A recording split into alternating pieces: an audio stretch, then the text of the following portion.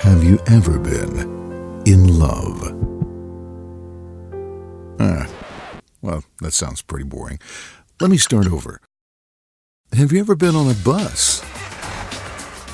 Heading off with the old public transportation towards your destination, whilst trying not to let the other commuters get under your skin.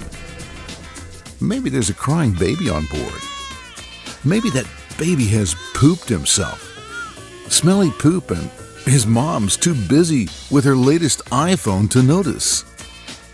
Well, regardless of the presence of smelly baby poop, I'm sure most people would agree that the bus is not the place where it's at. At the very least, if given the option, most people would probably opt to be someplace else. After all, when was the last time anything good actually happened to you on a bus? Well, what if I told you that one bus ride you'd rather not be on might be important? What if I told you that bus ride might be one of the most important events of your life? I'm sure Chelsey Jo would have had her doubts about that as she was waiting for the bus to take her to town one brisk October morning in Uppsala. She was aching for her morning latte and the comfort of an American-style coffee house when suddenly a handsome stranger stepped on board. Emil was on his way to the city library for some serious studying, as the internet was proving a rather bothersome source of distraction, when he saw something quite unusual. Somebody was smiling at him on the morning bus. Somebody very pretty. Of course, this is not common conduct on the Swedish public transportation system, and by Swedish standards, this could be considered aggressive flirting. Emil was not one to let such an opportunity pass him by, and after returning a cautious smile, he sat down next to the pretty lady, and together they had a smashing good time. Well, I'm sure they would have, if Emil hadn't been so flabbergasted by the whole thing. Instead, he sat down a few seats further back, cursing himself for not daring to approach her.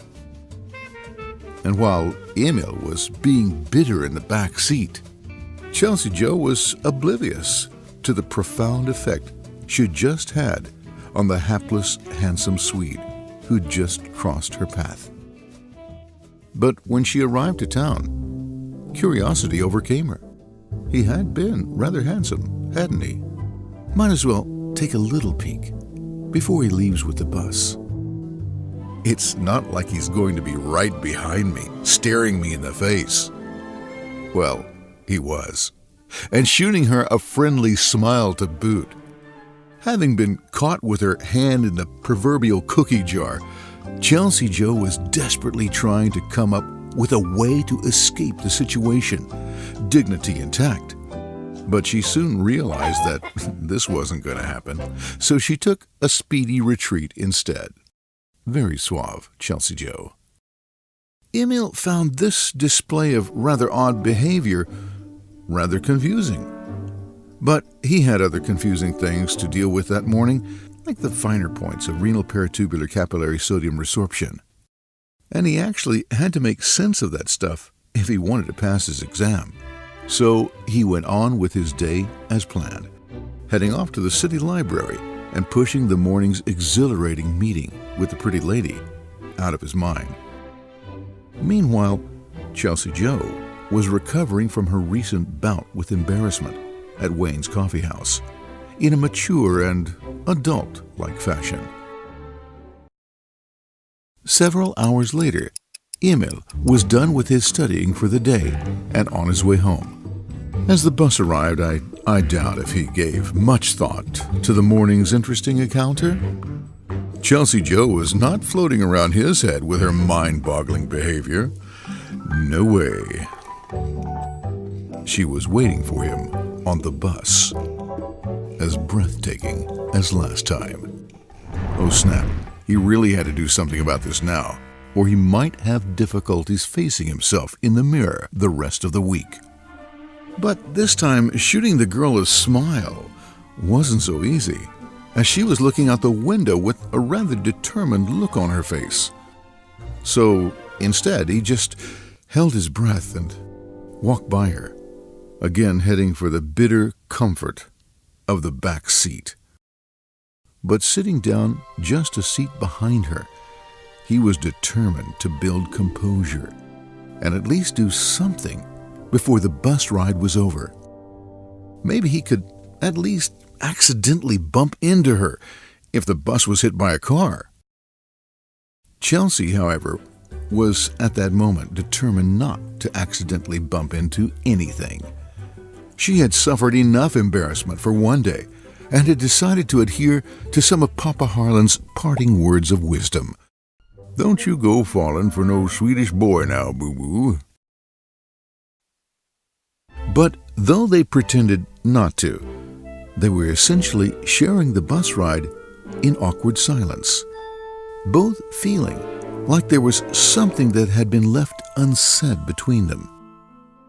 Sometimes people end up just going through the motions, spending each day like the last one, and just waiting around, hoping for the good things to start happening, but hardly lifting a finger to make anything happen themselves.